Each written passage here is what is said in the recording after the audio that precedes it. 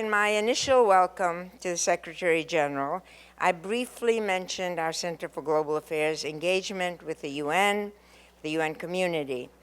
And while our work has covered so many areas of the UN's agenda, development, peace and security, international law, humanitarian assistance, I want to speak a little bit more specifically on our engagement with the issues of disarmament and the launch 2 years ago of ICET, and I promise no acronyms. It's the Initiative for the Study of Emerging Threats, which focuses on non-traditional security issue challenges, from terrorism to climate change, hybrid war to pandemics, cyber terrorism to corruption, how to deal with transnational crime, trafficking of drugs, people and weapons, corruption, financial crime, among others, is ICET's goal. A second area of conversion are our alumni working on disarmament issues, both within the UN and in civil society. Also, classes on nuclear non-proliferation and events such as this one.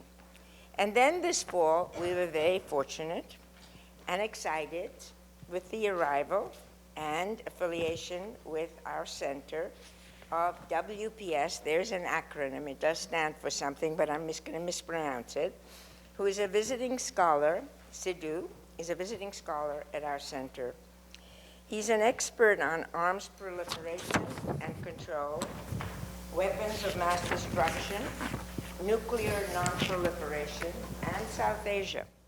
For the past 25 years, he's been associated with leading academic and policy organizations, research organizations, including Brookings, CIC, the Geneva Center for Security Policy, and many others.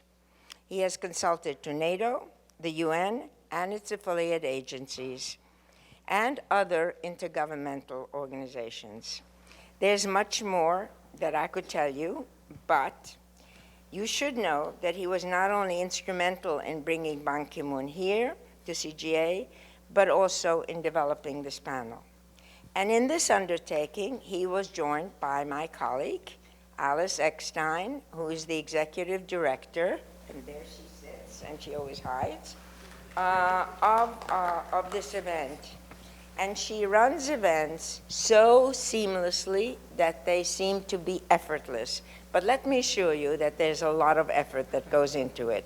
So please join me in welcoming Sidhu and our panel.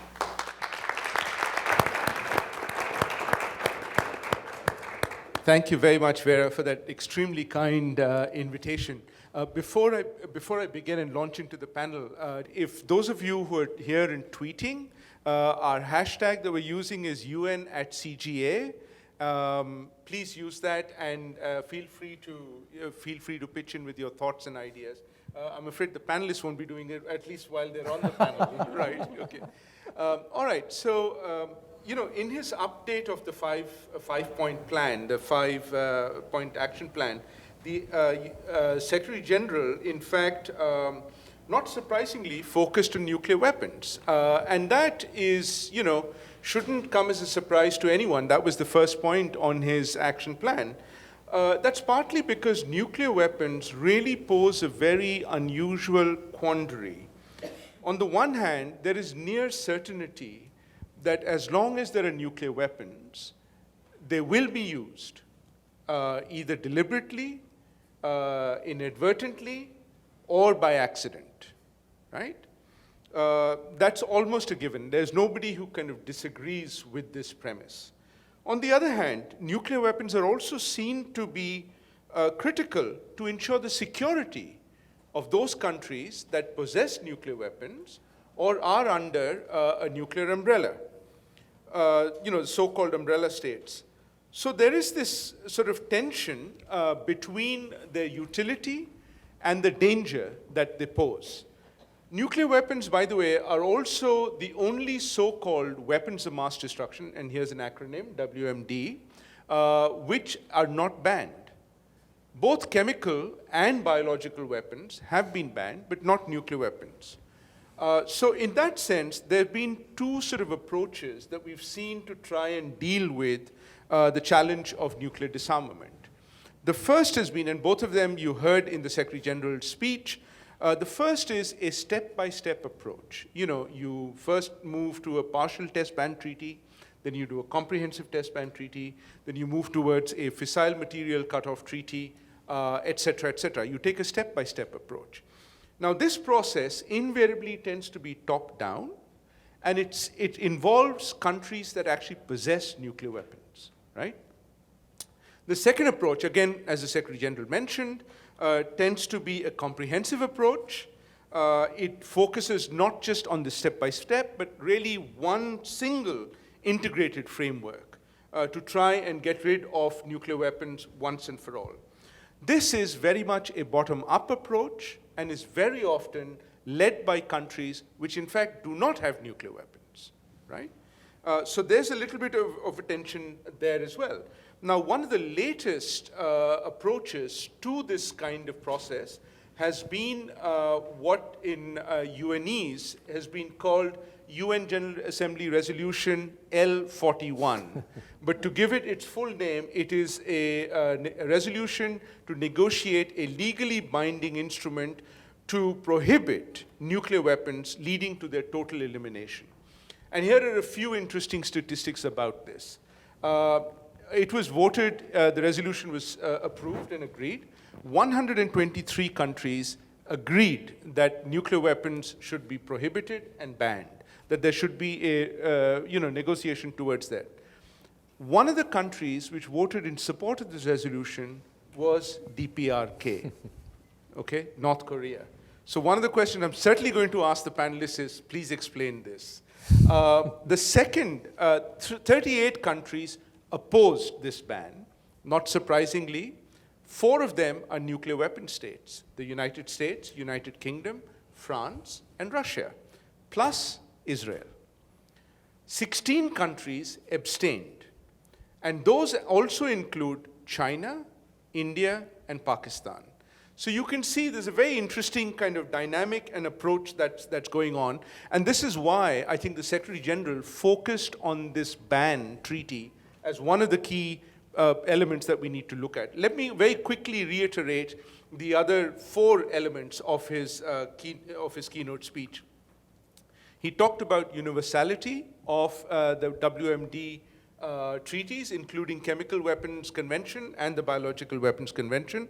Second, he talked about obligations of the Security Council in maintaining international peace and security, and by the way, also upholding their own commitment towards nuclear disarmament. Fourth was outlawing inhuman weapons and really kind of embracing, if you like, the humanitarian agenda. And this is interesting because for the first time, the Sustainable Development Goals also talks about disarmament as being a key sort of role. Fifth, to widen the scope of looking at the emerging technologies which also are going to affect our security, including cyber, including drones, including autonomous weapons. And the last element here is really one of transparency, being more open about what has happened and what likely can happen, and countries need to talk about that a little bit more.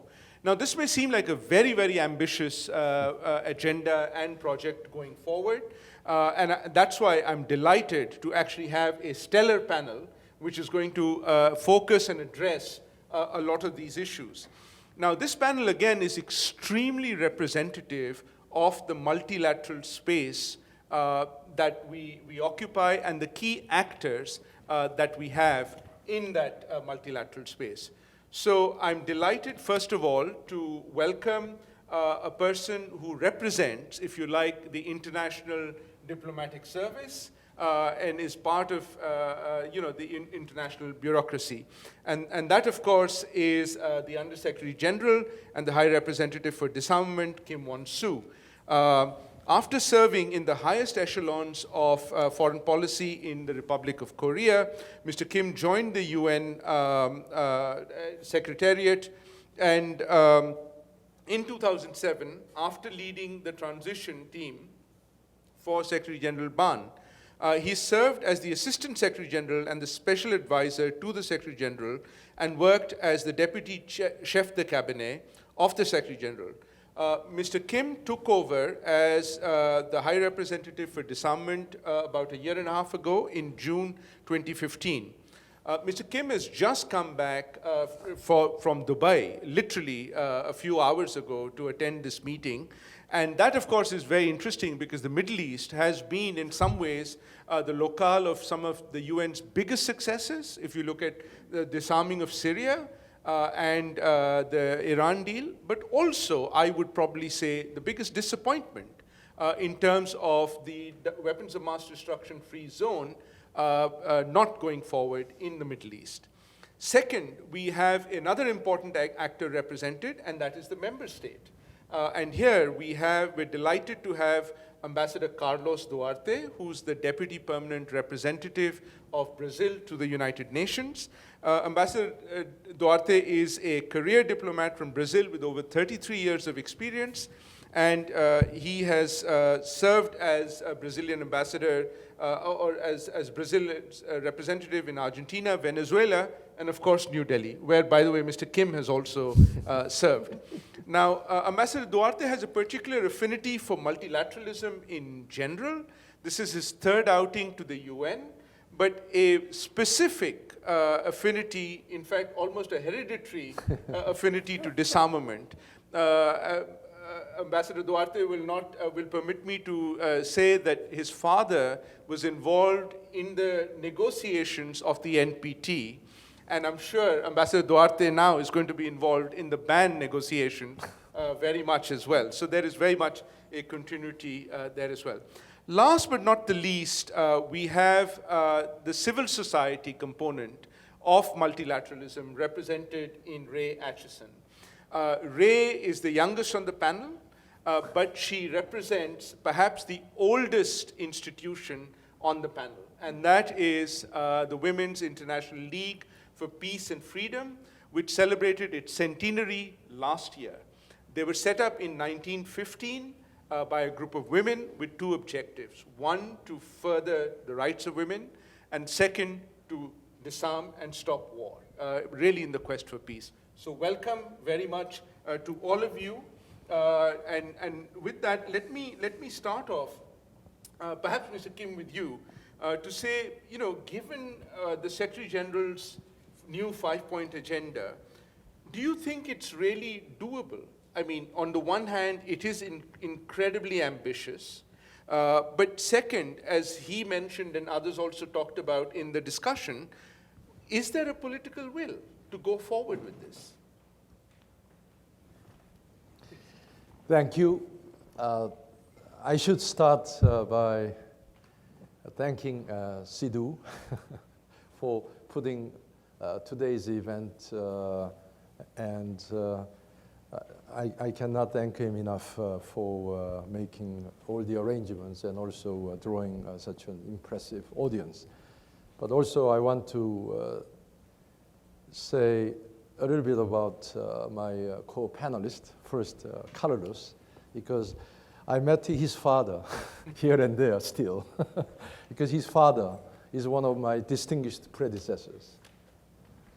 And still his father is active in a number of multilateral disarmament fora. So I always feel I was the lucky one who can benefit from the wisdom of 2 generations of top-class Brazilian diplomats.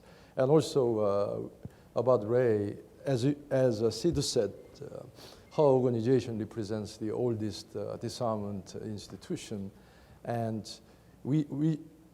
one priority agenda we share with her organization and also disarmament communities to increase women's participation in disarmament discourse.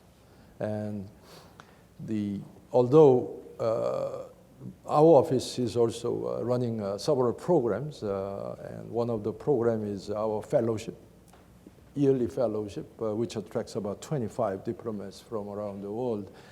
And at least for the last 10 years, Secretary General took office, we always made sure at least half of our new fellows are female. And last year we have more than 55%, and this year it went down to 50%, but I was not very happy, so I will do my best to increase it. And that is a longest running fellowship program which produced a lot of disarmament experts, diplomats, and also NGO activists. And my colleague Chris is one of such fellows. And wherever I go, I always do some survey. I mean, raise your hands if you are the fellows. And the Disarmament Committee of the General Assembly, first committee, there are so many hands went up every year. So I was very proud of that tradition. Coming back to Sidhu's 2 points. First, I'm sure it is doable, but also it should be doable if there is a will. So your two questions are interrelated. But I think it is doable because, as also Dean Hellenic referred to when she talked about a new center about emerging threats, that's one area I see growing convergence of interest across the spectrum of different groupings of member states. Because the growing risk and threats associated with chemical, biological, radiological, and nuclear material security, compounded by emerging technologies such as cyber and space technologies. The states, whether you are sitting on which side of the fence on nuclear disarmament, see this as a common threat. And if I give one example, the UNSYRIA Security Council has been hopelessly divided, whether it is political, security, humanitarian even. But one file they have maintained the unity is chemical file. Although it is not easy, but still, Security Council has maintained the unity in addressing chemical weapons use and making sure that those who used chemical weapons or toxic chemicals as weapons must be held accountable. So we launched 3 missions, Selstrom, Zigrid-Kak for destruction after Syria became a member to Chemical Weapons Convention, and Joint Investigative Mechanism for the last year. Now it has been extended for another year. So we launched 3 successive missions, and without the unity of the Security Council, it would have not been possible.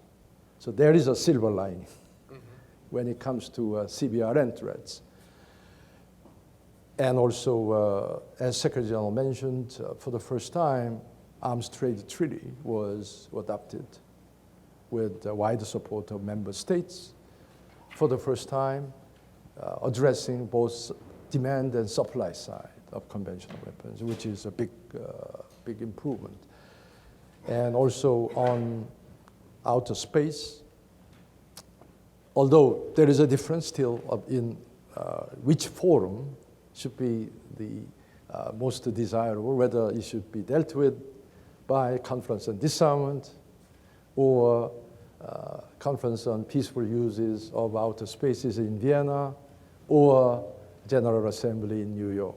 But the 3 largest spacefaring countries, which are US, Russia, China, agreed for the first time on the need for the United Nations Disarmament Commission, which is another universal body for disarmament, to take up the issue. So next year, UN Disarmament Commission will start discussing how to prevent outer space from being militarized and being misused for malicious purposes. So there is a silver lining. And on nuclear disarmament, as you said, there is a deep division and frustration. But this year's first committee and deliberations in Geneva and elsewhere, I felt better than last year. Last year was bad. NPT review conference failed to produce any agreed outcome, and then first committee was terribly divided and very acrimonious. But this year, even the resolution on starting negotiations on the Prohibition Treaty passed, although there's a lot of objection and abstentions, but it passed without acrimonious confrontations between the two sides. And on that resolution, you ask how I can read my brothers in the North voted. It is $1 million question. Whenever it comes to how I read what DPRK's intention is, I'm always reminded of what Winston Churchill said about Russia, the former Soviet Union. He said, when it comes to dealing with former Soviet Union, Russia now is a kind of trying to read the riddle wrapped up by a mystery inside an enigma. So it is triple puzzles. So how to read DPRK's intention is the same triple puzzles. I mean, whether they're pursuing program for leverage, negotiation leverage, or as an ultimate means for survival, and what their system is up to. But then what their leader is up to. So three-level analysis all ended up in a very complex analysis. So thank you for I that. will stop there. Thank you for that. And that's a very useful and helpful segue into what I was going to ask Ambassador Duarte, because clearly the prohibition or the ban treaty negotiations is the new game in town, one that you've been leading along with a group of like-minded countries, really a tremendous initiative which has been launched. I guess two questions related to that. One, now that it's off the ground, what do you see as the prospects of this over the coming year? But second, more important, is a question that actually the Secretary General asked in his speech as well. Even if we do get a treaty in next year, how will it move from the prohibition to the countries which are actually possessing nuclear weapons, wanting to eliminate them, especially if they're not part of the negotiations? Wesley. Thank you so much, Sidhu, and thanks for the Center for Global Affairs also. Since both of you mentioned, both you and Dr. Kim, the fact that we've been 2 generations dealing with this issue, I guess if anyone had any doubt about being protracted negotiations, that's resolved for the time being. Thank you. Well, the questions that you raise, let me just make a few remarks about the ban resolution that was adopted. We believe Brazil and other countries that pushed for this believe that this is a necessary step. And you mentioned, Sidhu, about the step-by-step approach or a more comprehensive one. But we are convinced that the two are not incompatible. You can have measures such as the comprehensive test ban, fissile materials ban, and other measures in the nuclear field, and at the same time have the ban. Because the ban will not be the ultimate step, which will be elimination of nuclear weapons. This is the ultimate goal. And on that goal, all nations seem to agree on. I mean, we have had even nuclear weapon states. Ultimately, they say that they wish to have a nuclear weapons-free world. So the ban is in a way a step to your version of step by to reach step. that, exactly, or at least let's say a combination of step-by-step and the more comprehensive approach. So I think that's important to bear in mind when we consider this very important resolution that was adopted. Now, you asked specifically on what happens once the conference is Launched. underway, Yeah. and what should we envisage? Well, the ban itself, I think, will have a major impact politically, even if many countries have not joined it. I mean, have not joined the process, have not joined have not voted for the resolution, and may or may not participate in the conference itself, and of course in the ban treaty. Now, this is because, I mean, if we take nuclear weapons as one category of weapons of mass destruction, and if we see historically how these weapons have been dealt with, if we think of chemical weapons that were used in the First World War, and the treaty that resulted from that, or at least came as a result of that, how many countries did not participate in that in the beginning. And progressively, of course, it took a long time, but eventually, and today, we have a model convention on one whole category of weapons of mass destruction, chemical weapons, that includes a secretariat, a verification mechanism, and a complete ban on these weapons, and a destruction mechanism. And it is a norm that is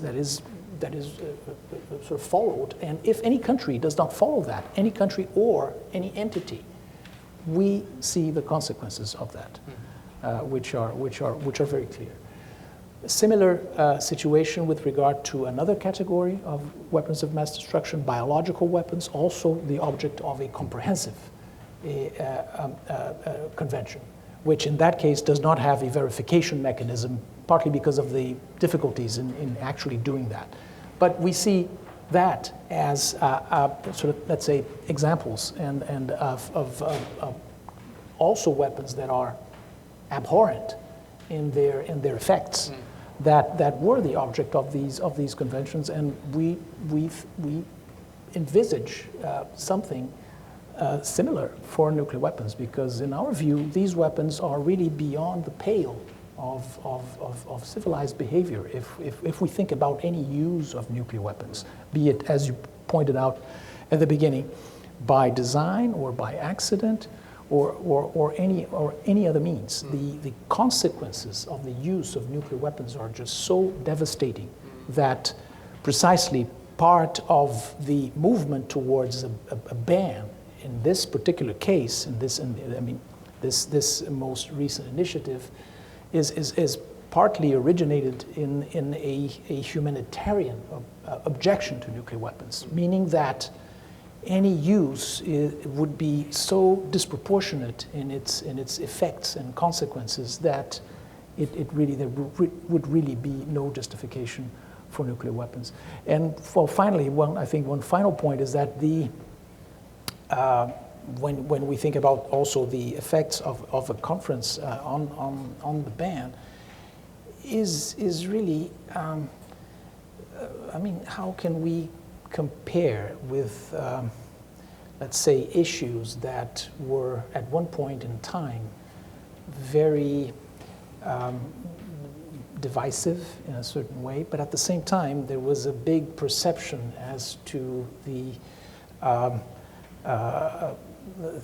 inadequacy or the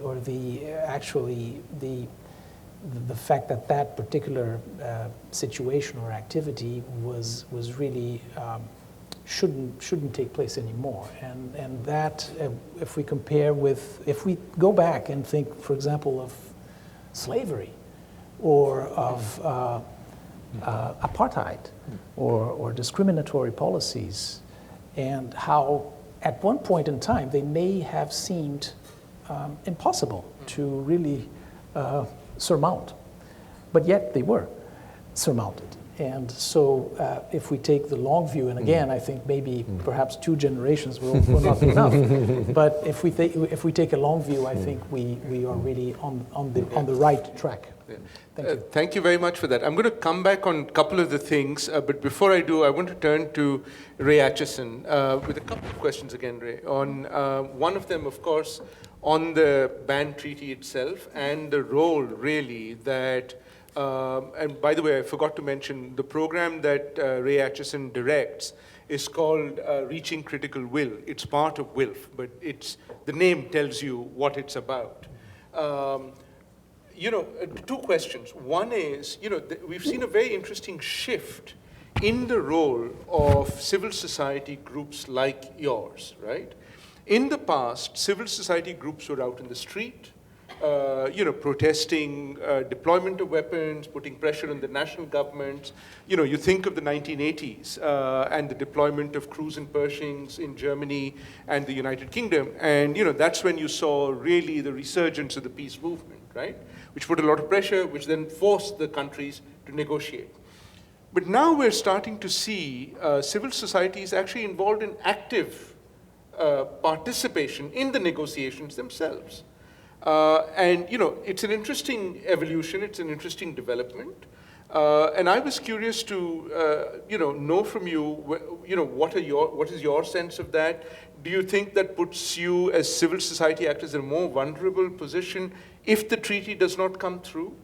Or if the treaty, you know, because in some ways you're more committed to it, you're involved in the process, rather than being able to distance yourself from that? And given that, what do you see as the prospects, again, for the ban treaty, and particularly how you're going to, you know, the implementation part of it? There's a general assumption that you know, it's likely to come by next year. Okay. Thanks, Sidhu, and thanks to NYU. And just to say that even though I may be the youngest person on the panel, I actually still had the fortune to work with your father, so been around long enough for that. And looking forward to working with you next year on the ban negotiations. Yeah, there has been a shift somewhat in civil society's engagement with nuclear weapons issues, but I would say that we're still out on the streets. I'm still out on the streets. I seem to spend my holidays protesting at military bases these days. So we're still doing both, I would say. WILP has members around the world that do a lot of campaigning in communities. And the campaign on nuclear weapons that WILP is a part of is ICAN, the International Campaign to Abolish Nuclear Weapons. And we actually have now about 400 groups in 100 countries campaigning specifically for this treaty. And so while the focus is very institutionalized inside the UN at this moment, that wasn't necessarily the idea, but we did see a gap in international law around nuclear weapons. We see, as Ambassador Duarte noted, that biological and chemical weapons have been prohibited and are subject to elimination. We have prohibitions on landmines, on cluster bombs, and we don't have the same structure around nuclear weapons. There isn't a codified legal prohibition that applies to all nuclear weapons and all states equally. And we see this as a key impediment towards making progress on nuclear disarmament. So we are focusing on international law, working with states, working within the UN system, but we're doing this also national capacities around the world. And that comes out of a long tradition of protest against nuclear weapons, which was very much in the streets. After the bombings of Hiroshima and Nagasaki, there was activists campaigning against the existence of nuclear weapons. There was campaigns against nuclear testing, particularly in the 1960s. People were collecting baby teeth to show the nuclear fallout and the impacts on children. There was mass protests in the 1980s around the buildup of the arsenals of the United States and the Soviet Union. There was a nuclear freeze movement, which in 1982, which is the year I was born, there was about 1 million people in Central Park calling for a freeze on nuclear weapons. So there has been a long history and tradition of this. But with the end of the Cold War, the public debate on nuclear weapons largely went away. And this was partly because people thought with the end of the Cold War, the arsenals would be gradually reduced and ultimately eliminated because they were terrifying instruments of mass destruction. And of course, now that there was no tension between these two superpowers, that the problem would resolve itself. But there was also a deliberate strategy amongst those who still wanted to retain nuclear weapons for their own vested interests to turn the discourse away from something that the public really had access to into very technical conversations that happened in capital cities and in universities. And the theory of deterrence that was mentioned earlier during the Q&A with Ban Ki-moon sort of solidified as this raison d'etre for the continuation of nuclear weapons, even though it still made no sense as a concept, which Ban very eloquently, I thought, explored. So with that, there was a turn somewhat to professionalization of civil society, engaging either in capitals or at the UN or in foreign ministries. But the debate in the public and in the streets did disappear, and we need to bring that back. And we actually see targeting international law, working with states at the international level, as a way to help us revive the international movement for against nuclear weapons. And it's interesting because when we started campaigning for this as ICANN, we heard from many governments that they wanted us to deliver a mass movement, and that would help them get the treaty. If they could see all the support on the streets, then they could go to the UN and say, look, the public wants this. And we told them, no, you need to give us something to rally behind. You have to start a process. We can't have a mass movement for a document called L41. So we had to get that in place first. And now that that's secured, what we've already seen is that the discourse is coming back more publicly. We've had states have a series of conferences that have helped reinvigorate this discourse around the humanitarian effects of nuclear weapons, taking it away from the people that want to talk about it just as some sort of tool for security and power, and looking at them as weapons that kill people, that destroy the environment.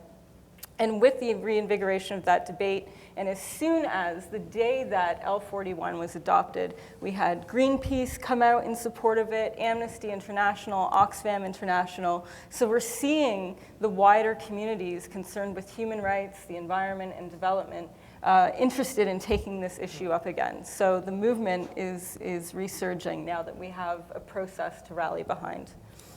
Now, in terms of the prospects, I'm very optimistic, and I agree with everything that Ambassador Duarte has said about how this can help facilitate nuclear disarmament. We see this very much not as the solution to nuclear weapons, but as a missing link, a missing tool. We see it as an attempt, and this is very much a civil society approach that we're glad to see states embracing, which is to look at something that looks very monolithic and say, how do we knock that down?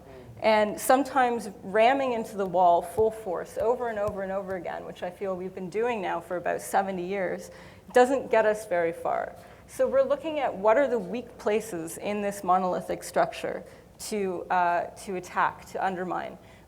We think that the treaty, if it's negotiated well amongst states, that part is up to states, then it can have an economic impact on nuclear weapons. It can affect the economic incentives by enforcing a prohibition on investment in the corporations that are working on nuclear weapon production or the labs that are making nuclear weapons. It can have a legal ramification by codifying stigmatization of nuclear weapons, saying these weapons are not acceptable for any country to have. As Ban Ki-moon has said, there's no right hands for the wrong weapons. We also see it as having political ramifications in terms of military alliances that rely on nuclear weapons. What will NATO do if some members want to join the Prohibition Treaty because their publics are forcing them to do so, because their parliaments are forcing them to do so? And we're already seeing splintering within NATO at this point, just around the adoption of this resolution. And I think with the process of negotiating a ban, we'll see more and more of that. And we also see, again, the social implications that this treaty can have in terms of the public discourse and public pressure being put on right now the states to negotiate, but then the states to disarm once the treaty's in place. I'm going to throw it open for discussions in just a moment, but I need to come back to the panel on, on a different kind of tack and sort of get your response. Wearing, if you like, my nuclear weapon state turban for a minute, right? Let me sort of present, the perspective that some of the nuclear weapon states have presented against this move towards banning of nuclear weapons. And by the way, we did try to get somebody from a nuclear weapon state, but we weren't very successful in the end. I think there are three arguments that come forward, from this part of nuclear weapon states, right, against this treaty. One is to say that, look, our security depends on that, on the presence of these weapons, because otherwise, what do you do with North Korea? So, for example, I'd be very curious to see, Mr. Kim, South Korea opposes this ban treaty. Other countries, Australia, which is also, under a nuclear umbrella, and all of the NATO states you talked about, are opposed to the treaty simply because they see nuclear weapons still as an existential threat to them, and that only other nuclear weapons can prevent that threat. And therefore, that sort of unless that threat goes away, getting rid of nuclear weapons is not such a good idea. First argument.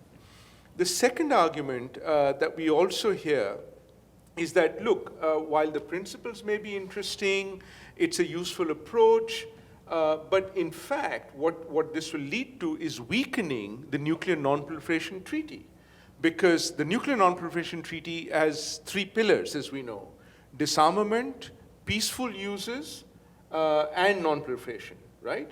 So if disarmament is going to come out of that, then, can the NPT stand on two legs? It's already a very weak treaty. Can it in fact stand on two legs? The third, challenge, if you like, comes and says, look, all of the arguments, the role of civil society on the landmine treaty, for example, very crucial, because all countries have landmines, or most countries have landmines. Similarly with conventional weapons, arms trade treaty, lots of countries have conventional arms. But can countries that do not have nuclear weapons actually disarm nuclear weapons? Because they don't actually possess them. It's like, somebody gave this analogy. I think it may have been, if I'm not mistaken, a US official. I don't know which one, so that's why I won't quote him. But basically saying, it's like a group of countries which consume petroleum, oil, and gas, getting together and saying, right, we are going to make, we insist that the price of oil is going to be $5 a barrel. It's going to make no difference unless the producers also agree to that. So how do you respond to those kind of challenges, which I'm sure you'll hear, which is why, by the way, the nuclear weapon states have stayed outside the process so far. Who'd like to begin? Reverse order? Okay, let's go in reverse order. We'll Sure, start with you. absolutely. Okay. And then I'll throw it open for questions and comments as well, please. Yeah. Okay. So I'll try to be brief on each Thank of you. these. Yeah. On the security arguments, we do hear that a lot. I would say that, the short answer to that is it's a catch-22 argument. The idea that we'll keep nuclear weapons until we get rid of them is just an absurd argument. It's about what direction do we want to go in human society. Do we want to be a society that enables some to have the right to threaten massive nuclear violence over the rest of us, or do we want to live in a collective security, collective cooperation community that we can make changes together that are good for all of us? So I think it's about what sort of angle you take to the world. Either you have an exceptional sense of self and believe that you're above the law, or you belong to a community of nations and citizens and want to make progress. So I think that you can certainly, I would prefer the former of those, or the latter of those, sorry, not the former.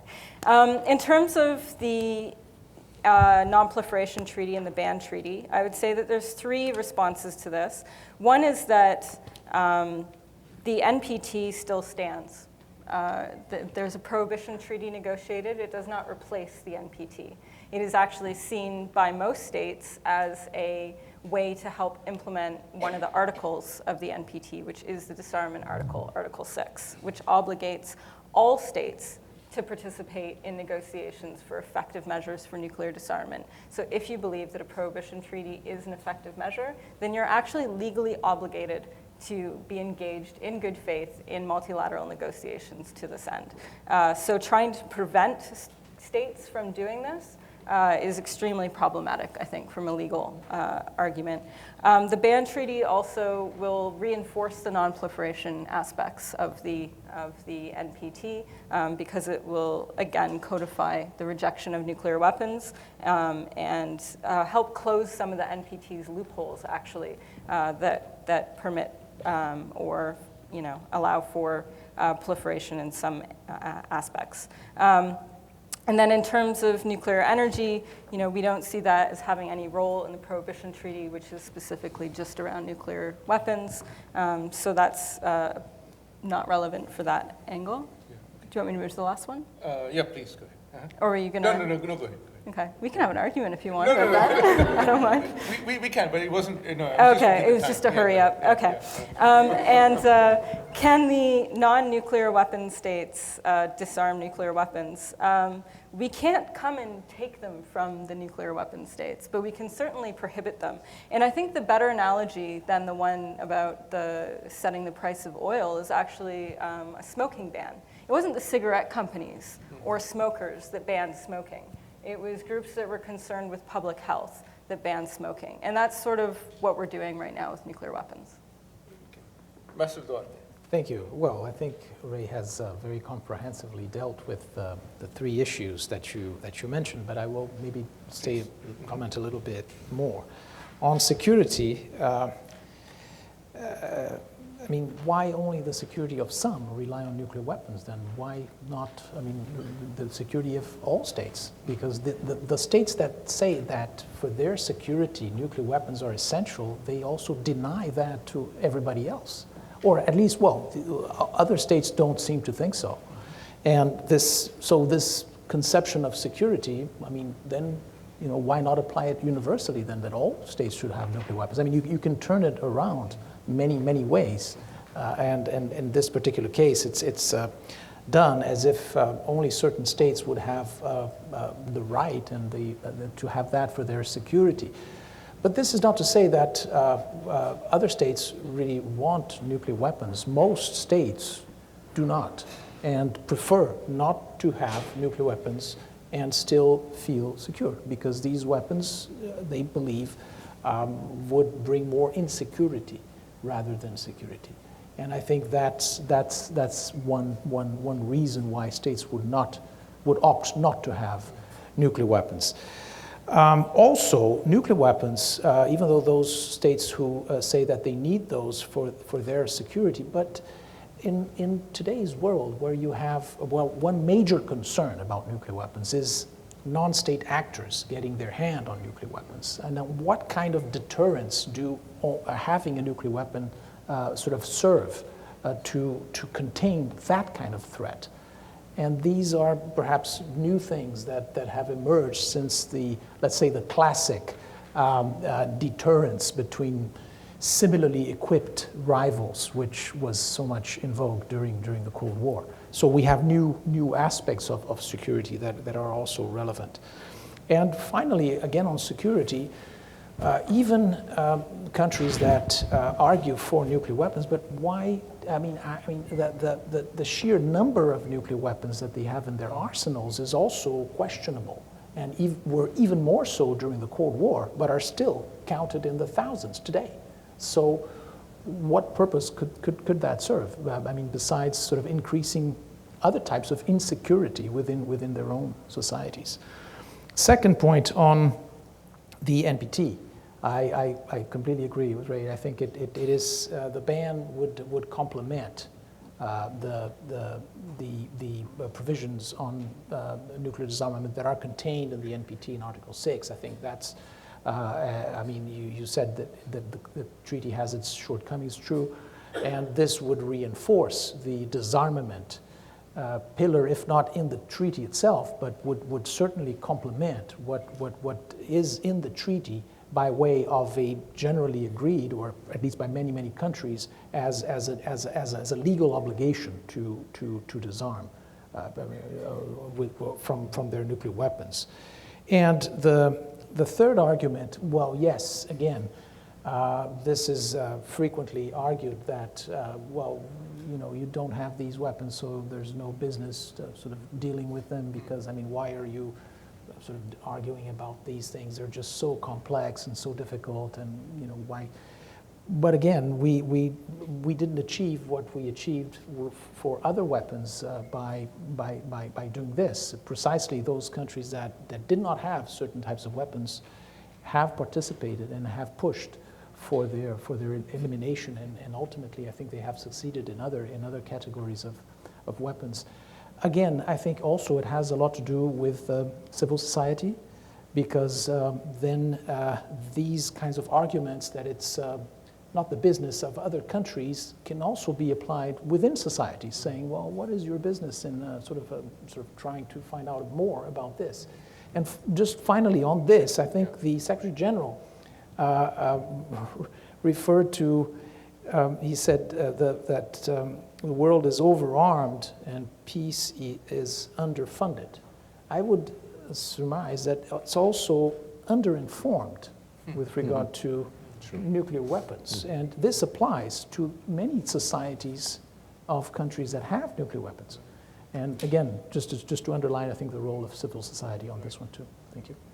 I'll turn it over to Mr. Kim briefly. Why did South Korea not support the treaty?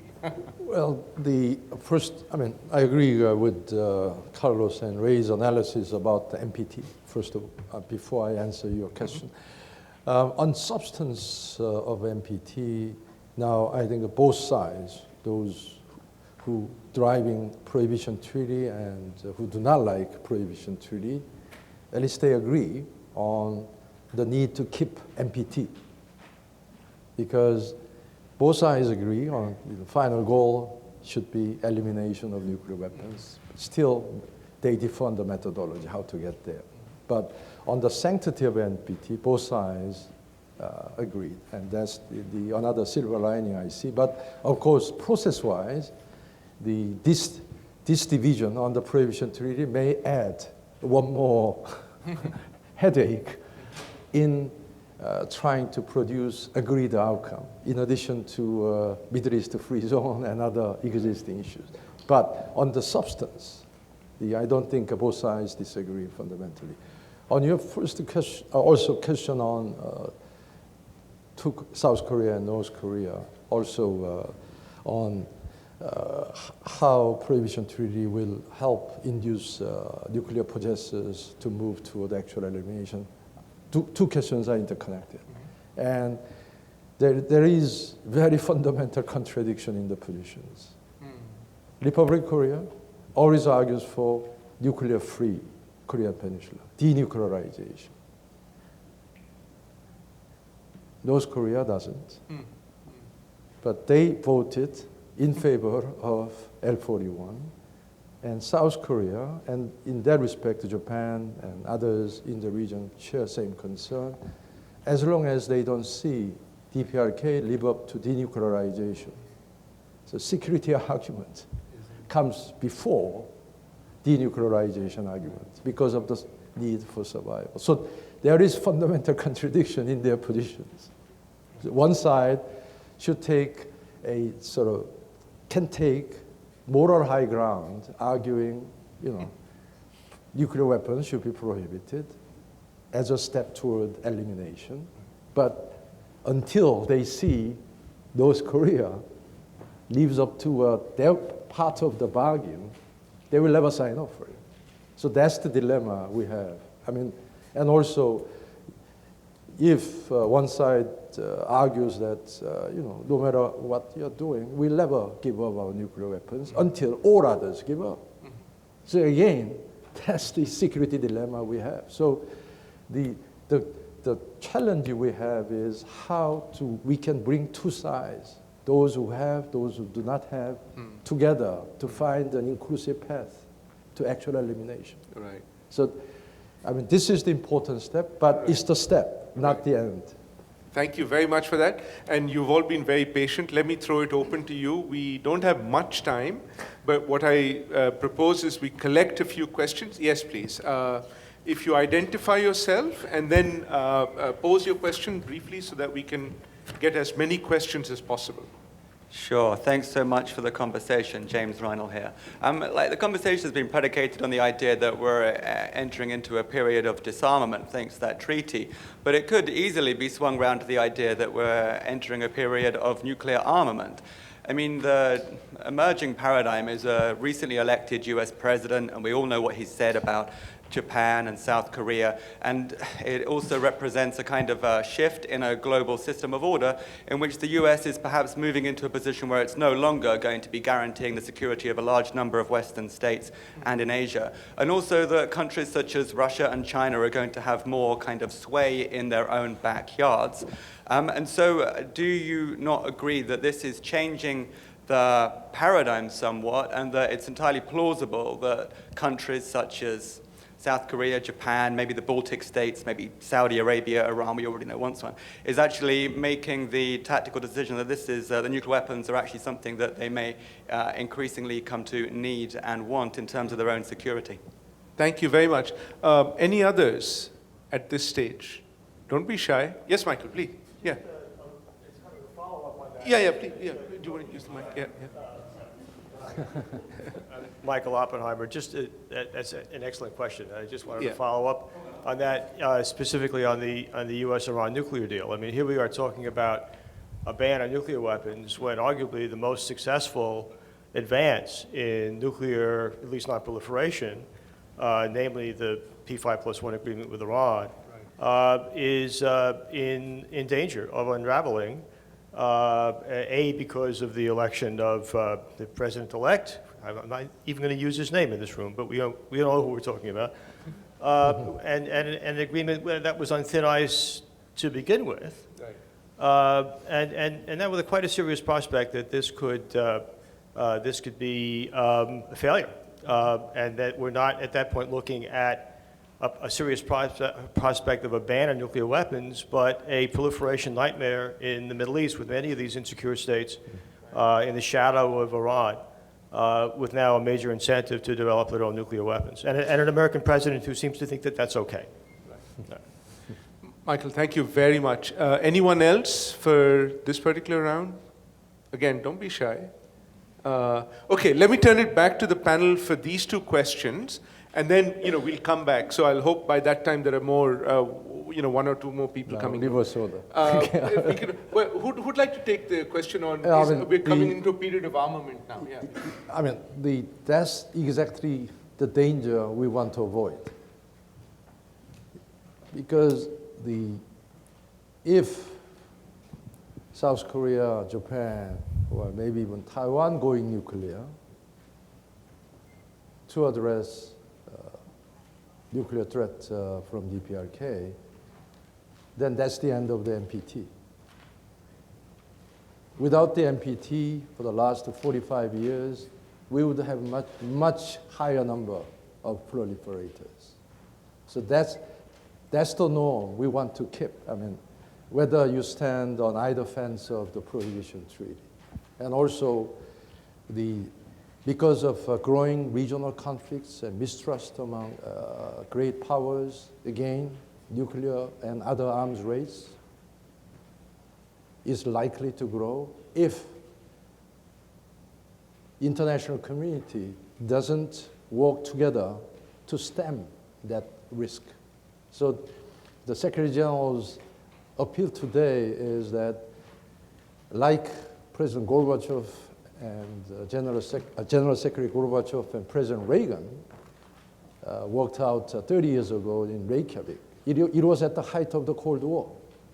But still, they could agree on arms control agreement. So arms control agreement contributed to the beginning of the end of the Cold War. And how can we argue security situation now is worse than those times? So it is up to the leadership. And we have to remind leaders in the world, no matter where they come from, but once they take office, they have to remind themselves of their responsibility, not to let these dangerous signs from going out of control. So that's why Secretary General's appeal. I mean, it's a crisis, but crisis is an opportunity in Asian wording. So we believe if leaders can find a way to move toward arms control and disarmament, it could maybe contribute to easing global tensions, not the other way around. Yeah. So that's the fundamental message we want to emphasize and remind the global community. I'm just reminded of, the leadership. It's quite possible that by 2017, you may have among the P5 members, leaders, Xi Jinping, Putin, Theresa May, Donald Trump, and perhaps Marie Le Pen. Just a thought. Ambassador Duarte. Ambassador Duarte. Okay. And the Iran question is still there, but we'll come back to that. Yeah, please. No, very pertinent questions. I think they really, I think, are very much to our time. I agree with Mr. Kim. The prohibition in this case, ban treaty, would build on. I mean, would be something that would strengthen at least one aspect of the NPT, and which remains the cornerstone for nuclear non-proliferation and disarmament. I mean, one thing is not incompatible with the other, but it's a precisely because of what you pointed out, the timeliness of this initiative and the debate it generates is we couldn't be more I think important right now, because again, coming to the question of the under information that exists on this issue, both I think from countries and within societies, it is a debate that, well, in a way, was already stimulated by the types of positions that we have seen in political debate, and this will, I think, find its way into a debate within societies, and this is why the timeliness of these initiatives is important, and I think it will probably generate other issues that have not yet come up the way that they probably will. On various issues related to nuclear weapons. On Iran, again, I think the Secretary General himself also commented that many points were made in political debate. I think we will still have to see how this will translate into actual policy. But the Iran deal, as it was made, I think is actually guaranteed by various states, and it is, if it were to change, if not, I mean to strengthen it more, could have consequences for the whole region and for the world. And in fact, on the Iran thing, if the US was to renege on that, then it would also be liable to impose sanctions on its allies, on the others that were part of that treaty as well. Ray, please. I agree with Ambassador Duarte that it seems to me like a really good time for a ban treaty based on everything that's been said here. And we didn't time it like that. We've been campaigning for it for a few years. We were actually hoping that we would have it in time to influence the UK debate on the renewal of their nuclear weapons system, but we missed out on that.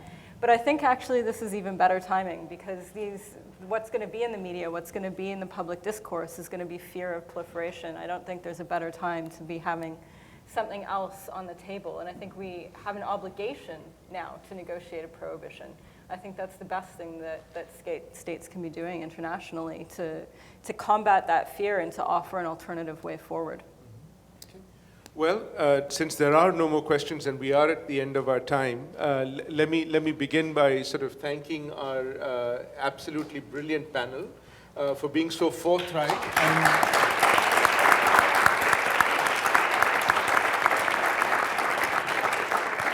and really candid, and not letting diplomatie stand in the way of reality and, dealing with some of these hard questions.